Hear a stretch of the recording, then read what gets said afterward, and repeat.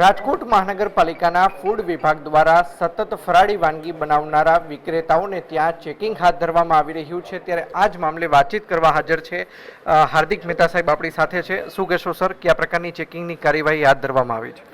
હાલ આપ જે જોઈ રહ્યા છો કે શ્રાવણ માસની શરૂઆત થઈ ચૂકી છે અને શ્રાવણ માસની અંદર લોકો જે છે બહોળા પ્રમાણમાં જે છે ઉપવાસ કરતા હોય છે અને લોકોની એક જે છે ધાર્મિક લાગણીઓ તેમની સાથે ખૂબ જ જોડાયેલી હોય છે। તો તેની અંદર જે છે લોકો ઉપવાસ કરતા હોય છે, તેની અંદર ફળાહાર અને જે ફરાળ વાનગીઓનો જે છે લોકો બહોળા પ્રમાણમાં જે છે આરોગતા હોય છે। તો ખાસ તેની અંદર જે છે અહીંયા આપ જોઈ શકો છો કે ફરાળી પેટીસ જે છે બનાવવામાં આવી રહી છે।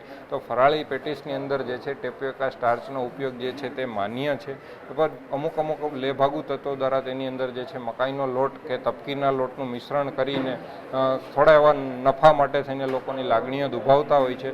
તો આપ અહીંયા જોઈ શકો છો કે તે છે તેમના દ્વારા ટેપિયોકા સ્ટાર્ચનો જ ઉપયોગ કરવામાં આવી રહ્યો છે, તો એક સારી વાત છે।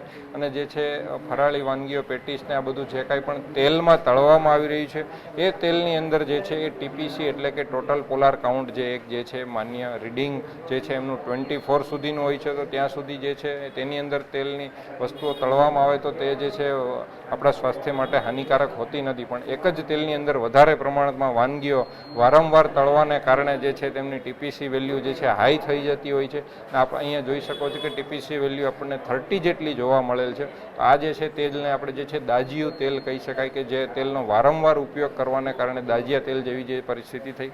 આવા તેલમાં તળેલી વાનગીઓ ખાવાને કારણે જે છે એ હૃદય સંબંધિત ખૂબ જ ગંભીર બીમારી થવાની પૂરેપૂરી શક્યતાઓ રહેલી છે। એટલે જે લોકોને અને બધાને એક નમ્ર અપીલ છે કે તેલ જે છે તેમનું વારંવાર રીયુઝ ન કરીએ અને જે છે થોડો જે છે વાનગીઓ તેમને જે તળીને પછી તેની અંદર જે તેલ જે છે ચેન્જ કરવું જોઈએ અને જે છે ખાસ લોકોને આ ટેવ પાડવી જોઈએ। શ્રાવણ મહિનાને 6 દિવસ જેટલો સમય વીતી ચૂક્યો છે। ફૂડ વિભાગ દ્વારા અત્યાર સુધીમાં કેટલા ફરાળી વિક્રેતાઓને ત્યાં ચેકિંગ હાથ ધરવામાં આવ્યું છે? કેટલી જગ્યાએ નોટિસ પાઠવવામાં આવી છે? નમૂના લેવામાં આવ્યા છે? શું કહેશો?